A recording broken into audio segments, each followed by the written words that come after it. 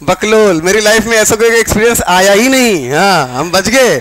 तभी तो चेहरे पे इतनी खुशी रहती है, तुम समझते ही नहीं हो। हाँ भैया, एक्सपीरियंस आया होता तो चेहरा बुझा बुझा होता। हाँ भैया, पहला ऑप्शन लिखो, दूसरा ऑप्शन लिखो, तीसरा ऑप्शन एक्सपीरियंस, बकलोल। ऐसे गंदे एक्सपीरियंस अपन को नहीं करने।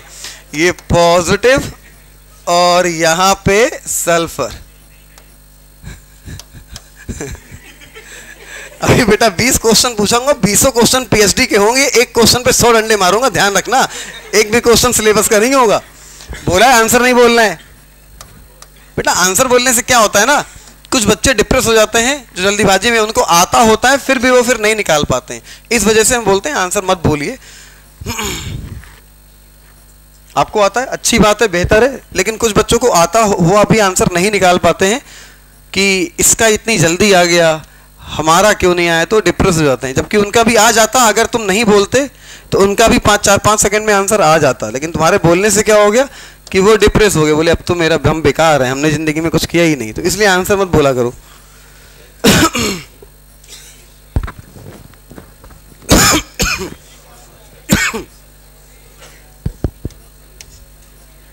लो भैया, डी कर लिया।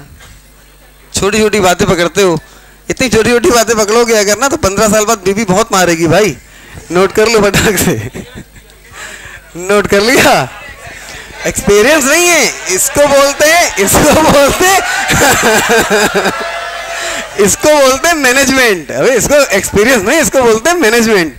हाँ भैया ध्यान देना, पहले बताना, 2 एटम डायरेक्ट सिंगल बॉन्ड से कनेक्ट है? हाँ कनेक्ट है। क्या इसके पास लोन पेयर है? हाँ है। बगल वाले के पास पॉजिटिव चार्ज? हाँ। पास करेगा? करेगा। तो आंसर तो ये नहीं हो सकता है, क्योंकि पूछा ये है कि कौन पास नहीं करेगा। ये पास करेगा। फास्फोरस के वैलेंस इलेक्ट्रॉन 5 में से 1 2 3 गए बॉन्ड बनाने, बचे कितने? 2। क्या 2 एटम सिंगल बॉन्ड से कनेक्ट है? हाँ। क्या एक के पास लोन पेयर? यस। क्या बगल वाले के, जस्ट बगल वाले के पास पॉजिटिव चार्ज है? 100% है, तो ये भी पास करेगा रेजोनेंस। इधर आ जाओ, बगल वाले पे पॉजिटिव चार्ज है, हाँ एक पे, सॉरी, इसके पास तो होगा लोन पेयर, लेकिन क्या बगल पे पॉजिटिव है? नहीं। क्या इधर बगल पे पॉजिटिव है? नहीं। तो ये रेजोनेंस पास नहीं करेगा, और नहीं करेगा तो आंसर हो जाएगा यही। ये कैसे पास करेगा? तो 2 एटम सिंगल बॉन्ड से डायरेक्ट कनेक्ट हैं, एक के पास लोन पेयर है, जस्ट बगल वाले के पास क्या है? पॉजिटिव चार्ज, तो ये भी क्या पास करेगा? रेजोनेंस। बात पल्ले पड़ रही है। पहले टाइप का क्वेश्चन ये पूछ सकता है कि कौन रेजोनेंस पास करेगा और कौन रेजोनेंस पास नहीं करेगा। देखेंगे, निकाल लेंगे। क्या बात दिमाग में रखेंगे कि अगर 2 एटम सिंगल बॉन्ड से कनेक्ट हैं, एक के पास पॉजिटिव चार्ज है, जस्ट बगल वाले के पास कम से कम एक लोन पेयर है, तो रेजोनेंस पास होगा, वरना रेजोनेंस पास नहीं होगा। चलो सेकेंड टाइप का क्वेश्चन क्या पूछता है वो लिखना। सेकेंड टाइप क्या इसको हम हटा सकते हैं? ठीक है भैया, लिखिएगा अगला पॉइंट जरा। इसी के नीचे अगला पॉइंट लिखिएगा नोट लगा के। इसी के नीचे अगला पॉइंट लिखिएगा नोट लगा के। क्या लिखना है सुन लेना पहले, उसके बाद लिखना। लिखना क्या है सुनना। जैसे 2 लोग हैं, दोनों का ऑक्टेट कंप्लीट है। जो लिखवाने जा रहे हैं वो बात अप्लाई कब होगी, वो बात कब तक सही होगी, वो बात कब तक एग्जैक्ट सही होगी, ये समझना। पॉइंट तो दुनिया में सबको पता होता है, अप्लाई कब होगा, कब वो पॉइंट सही होगा, ये समझना। पॉइंट है क्या कि अगर कोई रेजोनेंस पास करेगा तो स्टेबिलिटी बढ़ जाएगी उसके कंपेयर में जो रेजोनेंस पास नहीं करेगा। लेकिन सुनना, ये बात सही तभी तक है जब दोनों का ऑक्टेट इनकम्प्लीट हो या दोनों का ऑक्टेट कंप्लीट हो। फिर सुनना, स्टेबिलिटी देखने के लिए सबसे पहला पॉइंट क्या? ऑक्टेट। सबसे पहला पॉइंट ऑक्टेट देखेंगे दुनिया में, उसके बाद कुछ देखना शुरू करेंगे। मतलब 4 ऑप्शन हैं, 4 ऑप्शन हैं, 3 रेजोनेंस पास कर रहे हैं, 1 रेजोनेंस पास नहीं कर रहा है। समझना ध्यान से, 3 रेजोनेंस पास कर रहे हैं, 1 रेजोनेंस पास नहीं कर रहा है। एनसीईआरटी में बड़े बड़े अक्षरों में लिखा हुआ है कि जो रेजोनेंस पास करेगा उसकी स्टेबिलिटी बहुत ज्यादा होगी कंपेयर टू उसके जो रेजोनेंस पास नहीं करेगा। आपको ऐसा लगेगा ये तीनों रेजोनेंस पास कर रहे हैं, एनसीईआरटी में, दुनिया में हर जगह लिखा हुआ है कि जो रेजोनेंस पास करेगा उसकी स्टेबिलिटी ज्यादा होगी, तो आपको ऐसा लगेगा इन तीनों की स्टेबिलिटी इससे ज्यादा। लेकिन अगर इसका ऑक्टेट कंप्लीट है, इन तीनों का ऑक्टेट इनकंप्लीट है, तो ये निहायती बेकार होंगे। इसके कंपेयर में दिक्कत ये है कि एनसीईआरटी में ये इसके बगल में नहीं लिखा हुआ है, 2-3 पन्ने पहले लिखा हुआ है, तो इंटरकनेक्ट हम करा ही नहीं पाते हैं, इस वजह से क्वेश्चन हो जाता है गलत। तो हमें सबसे पहले क्या छांटना है? ऑप्शन दिए कि इनमें से सबसे ज्यादा स्टेबल कौन, हमें छांटना है पहले ऑक्टेट जिसका कंप्लीट होगा उसकी स्टेबिलिटी सबसे ज्यादा। अब जिनका ऑक्टेट कंप्लीट है, ऐसे ऑप्शन एक से ज्यादा हुए, ऐसे ऑप्शन एक से ज्यादा हुए, 2 या 3, तो अब बोल सकते हैं कि जिसमें रेजोनेंस जितना ज्यादा होगा वहां पे स्टेबिलिटी उतनी ज्यादा। कब? जब ऑक्टेट रूल कांस्टेंट हो। कहने का मतलब या तो ऑक्टेट सभी में कंप्लीट हो या तो सभी में इनकंप्लीट हो, तभी ये बात सही है। ये बात सब दुनिया में सबको पता होती है यार, ये बात दुनिया में सबको पता होती है कि रेजोनेंस जितना ज्यादा स्टेबिलिटी उतनी ज्यादा। लेकिन ये बात आप साथ में लेके नहीं चलते हो तो क्वेश्चन बार बार गलत कर देते हो। क्या बात? कि अगर ऑक्टेट कांस्टेंट होगा तभी ये पॉइंट सही है, वरना ये पॉइंट गलत है। ऑक्टेट रूल कांस्टेंट होने का मतलब है कि सभी में ऑक्टेट कंप्लीट हो या सभी में ऑक्टेट इनकंप्लीट हो। तो अब लिखो जरा नोट लगा के, रेजोनेंस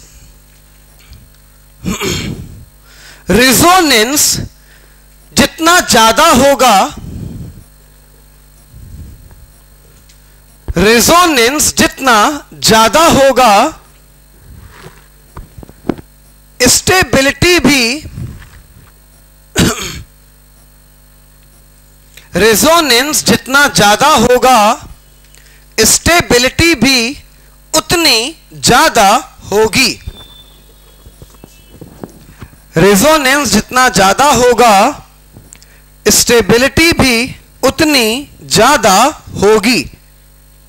यह बात सही तभी है, आगे लिखो मोस्ट इंपॉर्टेंट बात, जो अभी लिखवाई वो तो कॉमन है, जो अब बोल रहे हैं वो मोस्ट इंपॉर्टेंट है। यह बात सही तभी है, यह बात सही तभी है जब ऑक्टेट रूल कांस्टेंट हो। जब ऑक्टेट रूल कांस्टेंट हो, कहने का मतलब, आगे लिखो, कहने का मतलब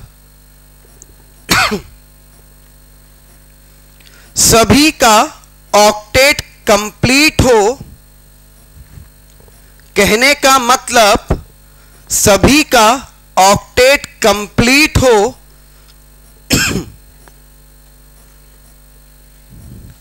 या सभी का ऑक्टेट इनकंप्लीट हो, या सभी का ऑक्टेट इनकंप्लीट हो। बोलो, 1 मोलल का मतलब क्या होता है? 1 मोलल का मतलब समझाओ। हाँ, सही बात है। 1 मोलर का मतलब समझाओ। हाँ, वेरी गुड। अगर किसी का मोल, कोई एक्वस सॉल्यूशन है, 1 मोलल है, एक्वस सॉल्यूशन है ग्लूकोज का, 1 मोलल एक्वस सॉल्यूशन ग्लूकोज का है, तो ग्लूकोज का मोल फ्रैक्शन क्या? सुकून से आराम से बताओ। 1/1 प्लस 55.55। Very good. चलो, इसको कहते हैं डर, इसको कहते हैं, हाँ वेरी गुड, ये होना चाहिए। हाँ भैया, देखिएगा जरा, इसके बाद हमने बोल दिया, देखो जो चैप्टर पढ़ा चुके हैं उसमें हम ये नहीं बोलेंगे कि हम कल तुमसे ये पूछेंगे ना, वो अंडरस्टूड है। जितने पढ़ा चुके हैं उतने में से कहीं से भी कभी भी कुछ भी पूछ सकते हैं, वो तुम्हारे दिमाग में, तुम्हारे जहन में होना चाहिए। और अगर इतना नहीं कर पा रहे हो तो छोड़ दो यहाँ पे 10 टीचर पढ़ा रहे हैं, कहीं और पढ़ो जाके, हमसे पढ़ने की ज़रूरत नहीं है। हमसे पढ़ना है तो जितना पढ़ा चुके हैं उतना दिमाग में, उतना हमसे पढ़ना तो पढ़ना पड़ेगा, रिवीजन करना पड़ेगा। सिर्फ मस्ती करने के लिए पढ़ने की ज़रूरत नहीं है, माँ बाप का पैसा बर्बाद करने के लिए पढ़ने की ज़रूरत नहीं है, काका देव में रहना है, उससे मिलना है, पढ़ाई नहीं करनी है, तो हमसे पढ़ने की कोई ज़रूरत नहीं है। दुनिया पढ़ा रही, पढ़ो जाके आराम से, हमसे पढ़ने की कोई ज़रूरत नहीं है। एक बात ध्यान रखना, जितना पढ़ा रहे हैं उतना रिवाइज होना चाहिए। अभी तो कुछ नहीं बोल रहे हैं, पिक्चर स्टार्ट होती है ना तो हल्की हल्की कास्टिंग आती है, तो अभी हल्की हल्की कास्टिंग आ रही है। 1.5-2 महीने बाद पूरी पिक्चर शुरू हो जाएगी, तब तोड़ना शुरू करेंगे ढंग से। तो अभी से वो लोग जो बिल्कुल पढ़ना ही नहीं चाहते, बेमतलब में आ रहे हैं, तो निकलने बहुत तेजी में। हमें ज़रूरत नहीं है, हमें ज़रूरत उन्हीं की है जिनको हम 40 से ऊपर क्वेश्चन सही करा पाए बेमतलब में। अरे ठीक है यार, तुम नहीं बता पा रहे हो, तुम यूपी बोर्ड के हो, शर्मीले हो, मेरी तरह हम भी थे यार, तो तुम्हें आता हुआ क्वेश्चन नहीं बता पा रहे, कोई दिक्कत नहीं, मार खा लो, कोई दिक्कत नहीं है, मार खा लो, खत्म बात। अच्छा एक्चुअल में क्या होता है ना, मार खाने से, थोड़ी सी बेइज्जती होने से, आप एक बार मारने का मेरा रीजन ये नहीं कि मारना है, मारने का रीजन सिर्फ ये होता है कि बेइज्जती करनी, क्योंकि इस एज में मार का फर्क नहीं पड़ता है, इस एज में बेइज्जती का फर्क पड़ता है किसी के सामने, बात समझो। तो एक्चुअल में क्या होता है कि अब दिमाग कहता है नहीं भाई जी अब पढ़ के आएंगे, अब पढ़ के आएंगे, अब तो पक्का, अब तो हम एक भी क्वेश्चन गलत नहीं करेंगे, 10 पूछे जाएंगे, 10 के 10 बताएंगे। तो इस चीज में होता क्या है कि धोखे से पूरी की पूरी केमिस्ट्री आपको धीमे धीमे धीमे धीमे रिवाइज हो जाती है, सिर्फ इसलिए। तो भैया प्लीज जितना पढ़ा रहे हैं हमने आपको पहले ही बोल रखा है, फिजिक्स में भी वही करना है, केमिस्ट्री में भी वही करना है, बायो में भी वही करना है। एक चैप्टर खत्म हुआ है, संडे का एक दिन बना लो या कोई भी एक दिन बना लो, आपको पढ़ते पढ़ते 1 हफ्ता हो गया, टाइम नहीं मिलता है। अच्छा जो ये बोलता है ना कि दिन भर कोचिंग में निकल जाता है, हमें टाइम ही नहीं मिलता है, हम सर कैसे करें, हम बहुत परेशान हैं, हमारा 15 घंटा कोचिंग में संडे को भी निकल जाता है।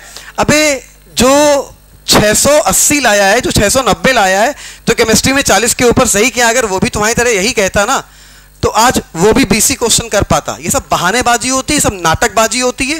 जो चाहता है वो टाइम निकाल लेता है हर हालत में, हर चीज मैनेज करके। ये सब नाटकबाजी है कि हमें टाइम नहीं मिलता, हमें ये नहीं मिलता है। अगर तुम्हें सेलेक्ट होना है, तुम्हारे अंदर आग है, तुम्हारे अंदर जुनून है, तुम्हें सिर्फ एक ही चीज दिख रही है कि मेडिकल कॉलेज जाना है, बाकी 3-13 शादी दुनियादारी, कोई शादी नहीं अटेंड करनी, घर नहीं जाना है, एक ही चीज दिख रही, एक ही शक्ल दिख रही है, तो 100% तुम टाइम मैनेज कर लोगे। तुम्हें टाइम मैनेज करने के लिए किसी से पूछना भी नहीं पड़ेगा, तुम खुद में बाप हो टाइम मैनेज करने के लिए, अगर तुम्हारे अंदर आग है। और अगर आग नहीं है, तुम किसी के पास जाते हो कि सर ये बता दो हमारा टाइम मैनेज नहीं हो रहा है, हम क्या करें, किस तरह से। अबे तुम्हारे अंदर अगर आग है, तुम टाइम खुद मैनेज कर लोगे बे।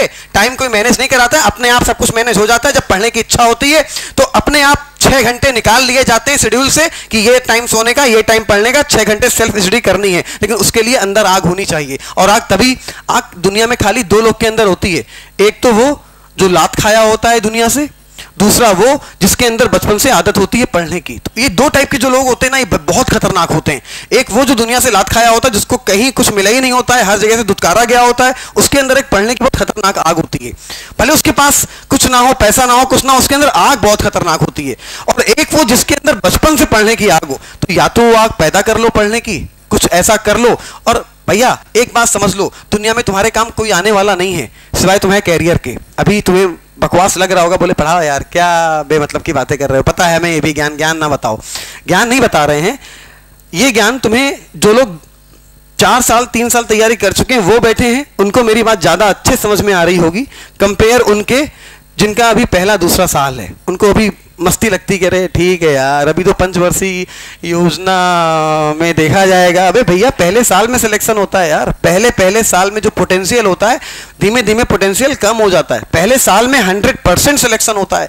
गूगल में सर्च करके देख लो, दुनिया में सर्च करके देख लो, परसेंटेज बच्चों का सिलेक्शन का परसेंटेज सबसे ज्यादा किसका होता है? फ्रेशर का। जो फ्रेशर होते हैं वो मैक्सिमम परसेंटेज में सिलेक्ट होते हैं। उठा के देख लो यार, पोटेंशियल बहुत होता है। हम ये नहीं बोल रहे रिपीटर सिलेक्ट नहीं होते, रिपीटर भी बहुत सिलेक्ट होते हैं, लेकिन परसेंटेज ज्यादा फ्रेशर का इसलिए होता है, वो रिपीटर भी जानते हैं कि शुरू में उनके अंदर पोटेंशियल खतरनाक था। धीमे धीमे पोटेंशियल थोड़ा सा कम हो जाता है और रिपीटर वो सेलेक्ट हो जाता है जो अपने पोटेंशियल को बरकरार रखता है, जो डिप्रेस नहीं होता है। तो पहली बात तो डिप्रेस होने की जरूरत नहीं, सिलेक्शन नहीं हुआ तो जिंदगी खत्म नहीं हो गई यार, जिंदगी तो है भी, सब कुछ है, बिंदास। अगर तुम डिप्रेशन में रह के पढ़ाई करोगे जिंदगी में सेलेक्ट नहीं हो पाओगे। मस्ती से पढ़ाई को बोझ समझोगे सेलेक्ट नहीं हो पाओगे, पढ़ाई को काम समझोगे सेलेक्ट नहीं हो पाओगे। पढ़ाई में जब तक मन नहीं लगेगा अंदर से, जितना मन किसी से बात करने में लगता है तब तक सिलेक्शन नहीं हो पाएगा।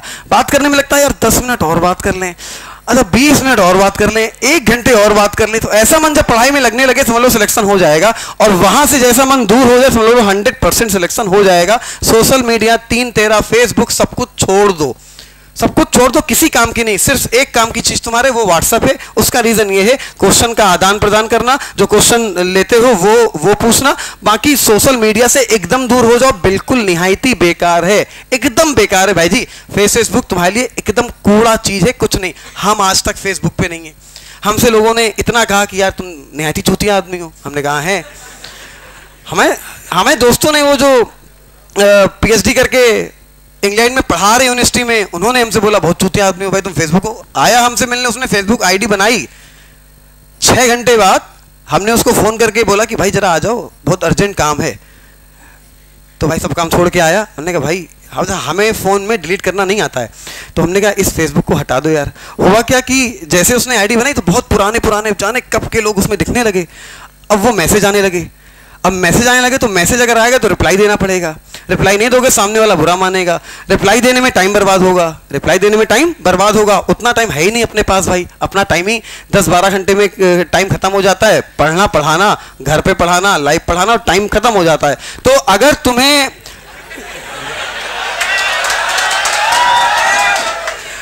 अबे यार लाइव क्लास की बात कर रहे हैं बेबकलोल, हाँ वैकी। तो इन सब चीज से दूर हो जाओ, काम बेहतरीन बन जाएगा। मस्ती से पढ़ाई करो, टेंशन लेके पढ़ाई मत करो। हाँ भैया, आपने लिखा है ऑक्टेट रूल इनकम्प्लीट, पूरी बातें बोलना है एक बार। रिजोनेंस जितना ज्यादा होगा स्टेबिलिटी उतनी ज्यादा होगी। यह बात तभी सही है जब ऑक्टेट रूल कांस्टेंट हो। कहने का मतलब सभी का ऑक्टेट कंप्लीट हो या सभी का ऑक्टेट इनकम्प्लीट हो। अब लिखो एक क्वेश्चन, अब लिखिएगा question, right the increasing order of stability, right the increasing order of stability in the following compound.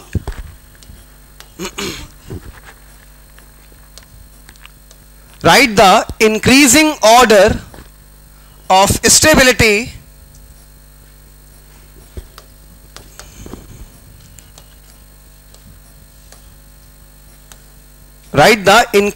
order of stability in the following compound। पहला लिखिए,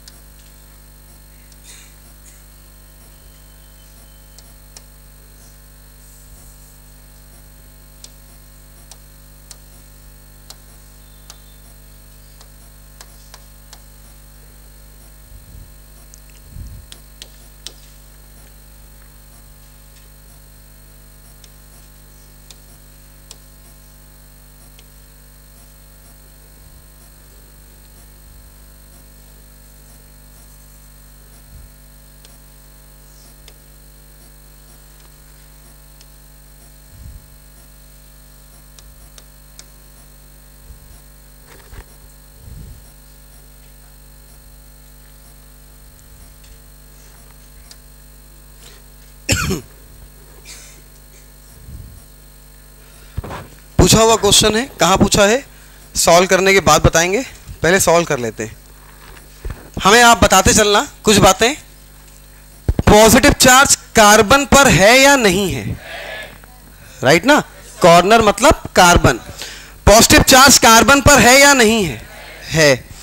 पॉजिटिव चार्ज कार्बन पर है या नहीं है? है। बोलो ऑक्टेट कंप्लीट या इनकम्प्लीट? इनकम्प्लीट। कभी भी कार्बन पे पॉजिटिव हो ऑक्टेट क्या होगा? इनकम्प्लीट। तो इसका ऑक्टेट हो गया इनकम्प्लीट, इसका ऑक्टेट हो गया इनकम्प्लीट, इसका ऑक्टेट हो गया इनकम्प्लीट। बोलो पॉजिटिव कार्बन पे या अदर एटम पे? अदर एटम पे पॉजिटिव चार्ज है, क्या डायरेक्ट डबल बॉन्ड है? मतलब ऑक्टेट कंप्लीट। ठीक है साहब, यहां पे अपन लिख लेते हैं ऑक्टेट क्या हो गया? कंप्लीट। अब तुम बता दो सबसे खतरनाक स्टेबल कौन? इसमें किसी को कोई दिक्कत तो नहीं? पक्का ना भैया? अब आगे बढ़ते हैं। हमने क्या लिखवाया आपको पॉइंट? हमने क्या लिखवाया कि रिजोनेंस जितना ज्यादा स्टेबिलिटी उतनी ज्यादा। लेकिन यह बात सब सही तभी है जब सभी का ऑक्टेट कंप्लीट हो या सभी का ऑक्टेट इनकम्प्लीट हो। बोलो कंप्लीट या इनकम्प्लीट? इसका तो सेकेंड, थर्ड और फोर्थ में जो पॉइंट लिखा है वो अप्लाई कर सकते हैं, पहले में नहीं कर सकते थे क्योंकि पहले इन सबसे अलग है। क्या अलग है? इसका ऑक्टेट कंप्लीट है, इसको अलग किया, मैक्सिमम स्टेबल पहला हुआ। अब आगे की बात जिससे पूछे वो बताते चले। ज्योति का नाम है ना आपका? ठीक, बताइए बेटा, ये बताओ कि क्या ये जो सेकेंड कंपाउंड है रेजोनेंस पास करेगा? करेगा। बोलो करेगा। सही या गलत? पक्का? ओके, वैलेंस इलेक्ट्रॉन 6, बॉन्ड बनाने गए 2, बचे कितने? 4, चारों दिखा दो। 2 एटम सिंगल बॉन्ड से कनेक्ट हो, एक के पास पॉजिटिव चार्ज, एक के पास लोन पेयर, 100% रेजोनेंस पास करेगा। ठीक है भैया, रेजोनेंस पास करेगा कितनी बार? एक बार। कितनी बार? एक बार, क्योंकि एक ही साइड एटम है तो एक ही बार पास करेगा। आगे बढ़े, लोन पेयर तो है, पॉजिटिव चार्ज भी है, क्या जस्ट बगल में पॉजिटिव है? क्या रेजोनेंस पास होगा? नहीं। तो यहां पे रेजोनेंस, यहां पे रेजोनेंस पास नहीं होगा। चलो भैया इस पे आ जाते हैं। इधर 2 लोन पेयर, इधर 2 लोन पेयर। ये बताओ रेजोनेंस पास होगा या नहीं? होगा। इधर से पास होगा? हां, एक के पास पॉजिटिव, जस्ट बगल वाले के पास लोन।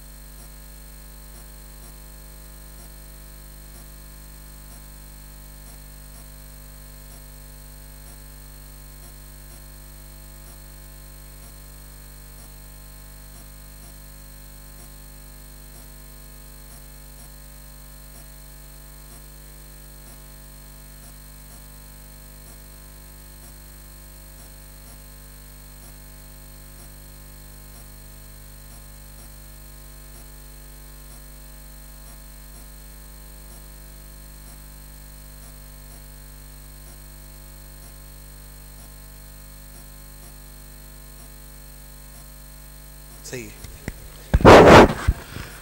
हाँ भैया, सबसे स्टेबल हो गया पहला क्योंकि ऑक्टेट कंप्लीट था।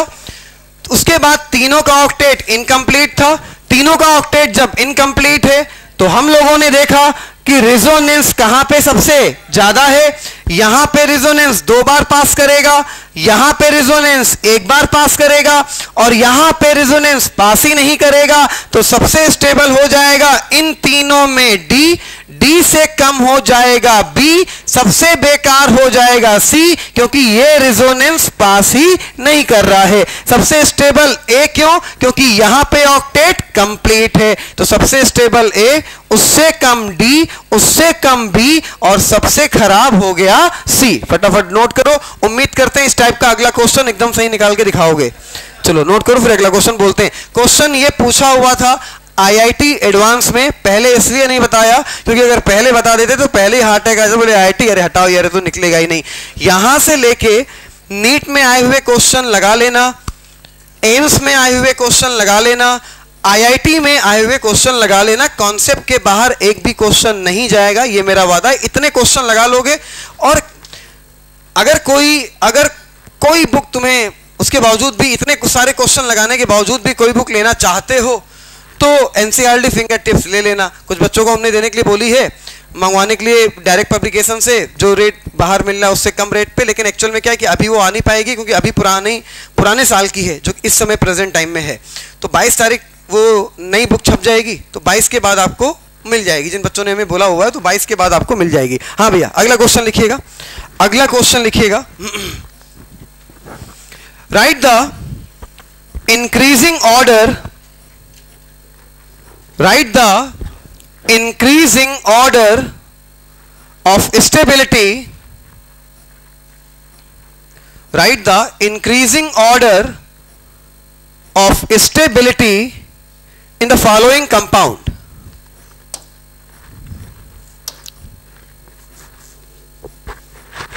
Write the increasing order of stability in the following compound.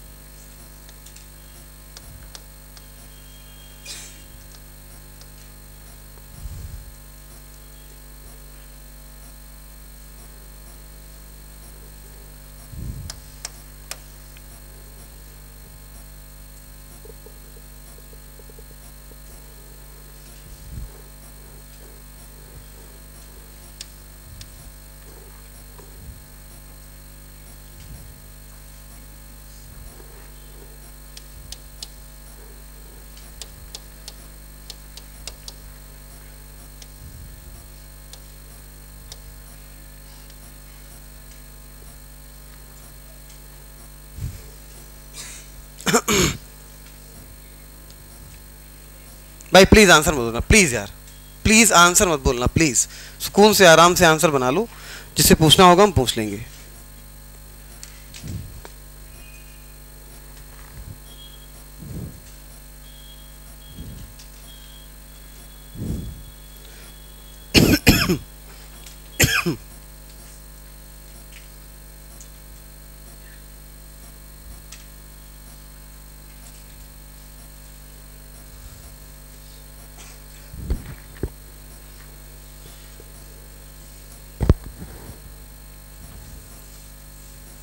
Option note कर लिए ना भैया? ठीक बात।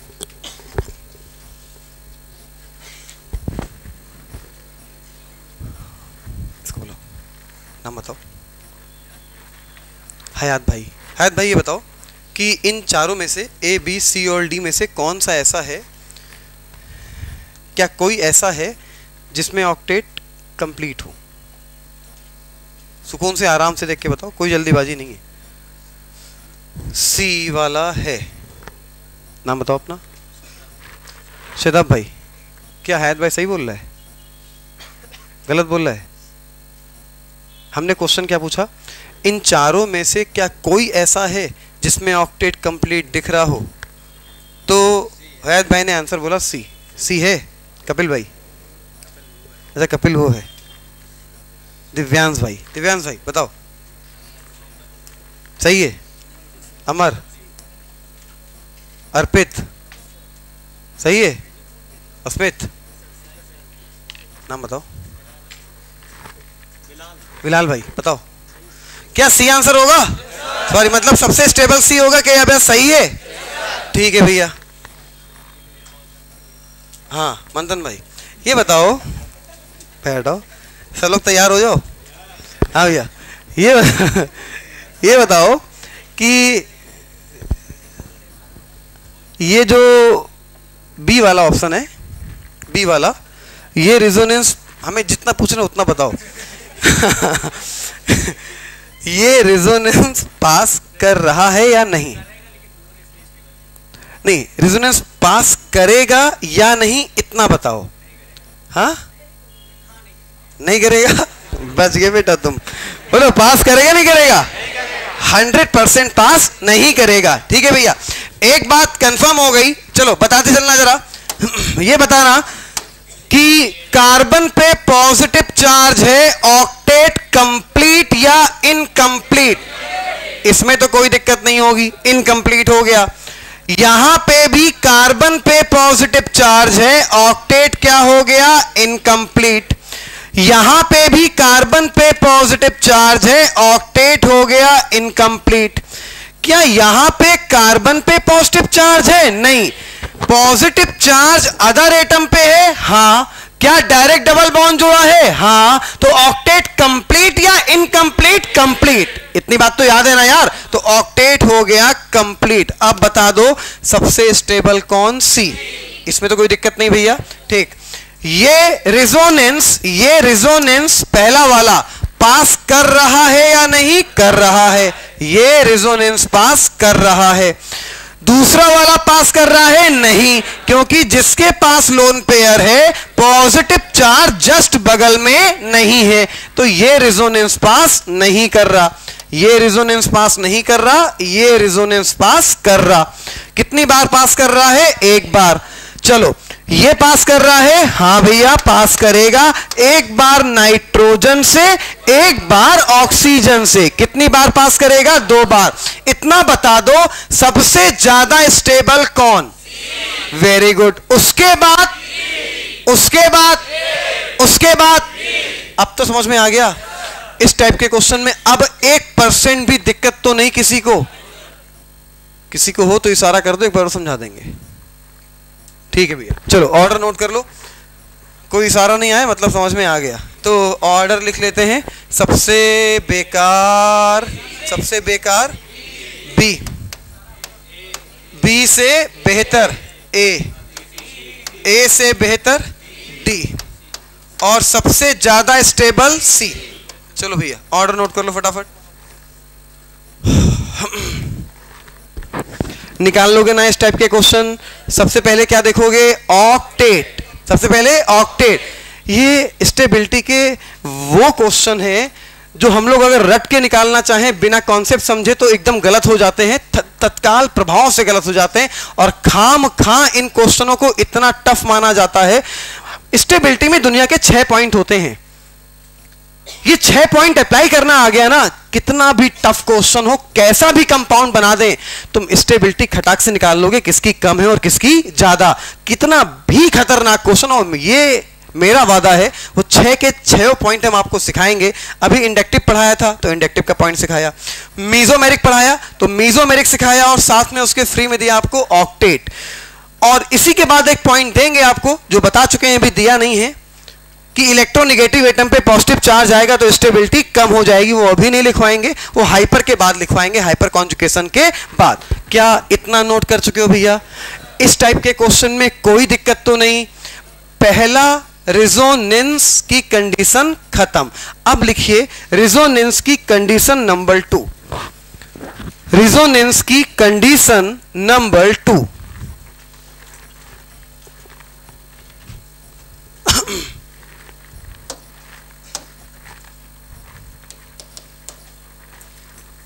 कंडीशन नंबर 2 पढ़ाने के पहले कुछ लोग को याद करना जरूरी है।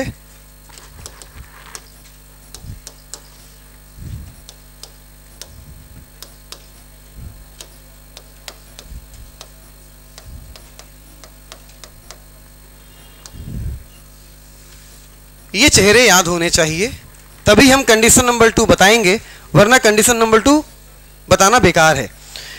भैया ये चेहरे क्या, हाइड्रोजन हीलियम, पीरियोडिक टेबल में hydrogen helium first period element हो गए, फर्स्ट पीरियड एलिमेंट हो गए हाइड्रोजन हीलियम।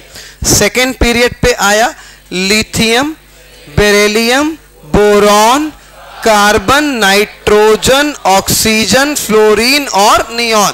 ये चेहरे दिमाग में एकदम फीड होने चाहिए। इनमें खास बात क्या है वो अभी बताएंगे, पहले ये याद कर लेते हैं। Hydrogen, helium, lithium, beryllium, boron, carbon, nitrogen, oxygen, fluorine और नियॉन। बताओ मोलैलिटी का फॉर्मूला क्या होता है? अच्छा पढ़ा नहीं, चलो कोई बात नहीं। मोलैलिटी का फॉर्मूला बताओ। मोलैलिटी,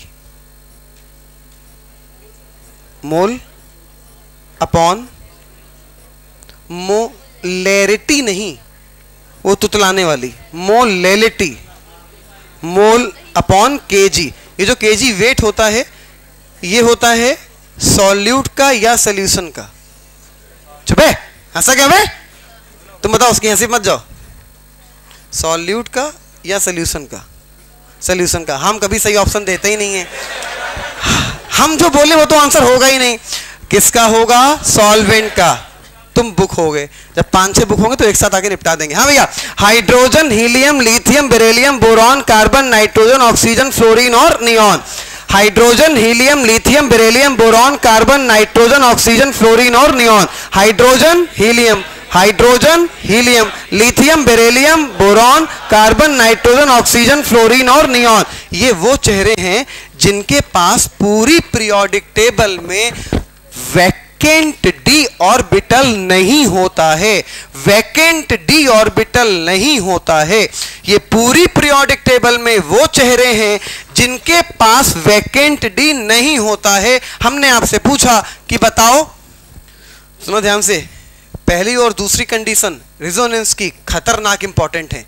जो बाउंस मारते हैं वो यहीं से क्वेश्चन बनते हैं। बाकी चारों आगे की जो हमने 6 कंडीशन बोली ना, खतरनाक, मोस्ट इंपॉर्टेंट पहली और दूसरी, बाकी चारों भी इंपॉर्टेंट है, लेकिन वो चारों सेम है एकदम, वो चारों की चारों एकदम सेम है लगभग, तो चारों समझ में आती हैं।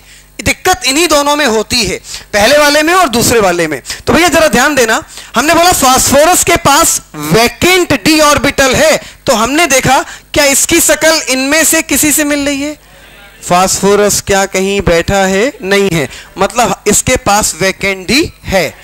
अगर शकल इनसे ना मिले तो वैकेंट डी है, अगर इनसे शकल मिल जाए तो वैकेंट डी नहीं है।